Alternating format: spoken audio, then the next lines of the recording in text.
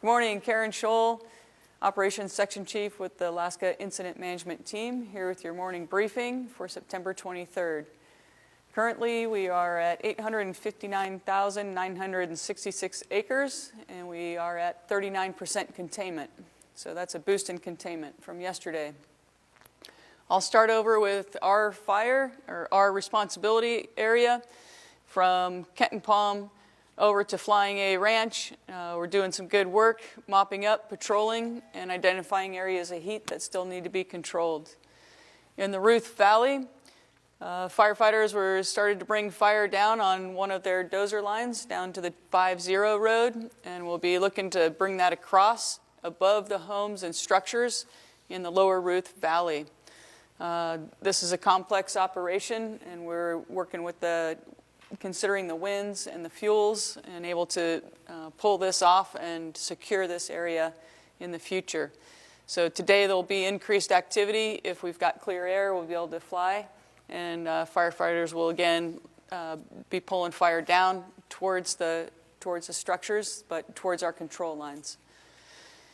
Up in our northern part of the fire, we're also expecting to walk fire down the hill, down towards the South Trinity, into our control lines, which are plumbed, meaning they've got water handling equipment there and forces on the ground to control the fire as it is walked down the hill.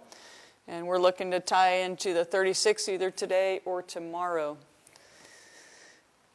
Continuing around the horn, we've chosen the 36 as our primary holding line. We do have some check lines or slowing features across the head of the fire, but we're not planning on staffing those. They're there for rollout, kind of slow the progression of the fire as we continue to prep the 36 highway, and in the future we will be pulling fire across that highway. Up in Post Mountain, we continue to prep that community. We've got dozer line around the south and the west side of the community, and then we're utilizing existing roads and prepping those along the north side, and then back down on the eastern side of Trinity Pines. Probably see an increase of water handling equipment in and around that community. Water handling equipment are large orange pumpkins. We call them pumpkins. They're orange. They're collapsible. We put about 1,500 to 1,800 gallons in there, and then those feed some of our hose lays that go out to various places in order for our firefighters to have a water source quickly accessible. We continue to improve the areas on our control line to the east where it's needed. It's mostly well put in, and we're just continuing to improve those areas.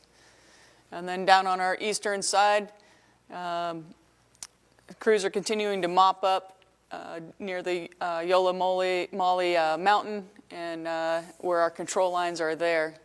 We're slowly getting some additional resources all around the fire, so that's helping our efforts. And yesterday we did have quite a bit of activity up in the Snowy Gap area. Fire moved a little bit out to the northeast as expected with the winds, and so that's another reason the prep is continuing along our dozer line. For today's, this area to the west and to the southwest, down by Nielson Place, this is not our area as far as what we are taking action on. But yesterday they were able to put additional black line. Again, that's containment line, not control line, but containment, meaning we're not expecting it to come out of there. So additional black line in that area. And the other team will be working on looking at and trying to secure what's left of the open line down in their neck of the woods. Highway 36 remains open today. That could change really at any moment depending on the fire behavior and what's happening out there. We'll try and give you notification as quickly as we can. But right now, as of right now, Highway 36 is still open. Anticipated weather today is winds out of the southwest Ridge tops we're supposed to be getting probably steady at 18, gusts up to 25. What that means for us as firefighters, anything up on the ridges will be, any embers up on the ridges will be able to be lofted and put forward ahead of the fire. So anticipating, there's a potential for spot fires ahead of the fire, maybe up to a mile with those types of winds. It all depends on where the embers start from. If they start at the edge of our fire, where it's currently sitting, it can spot a mile. If it's up on a ridge and it spots a mile, it may land within our within the fire area. So just kind of depends. Those are the things that we're looking out for. And we've got people on patrol while we're having all of these firing operations happening. So that's your morning update for today, and we'll talk to you later.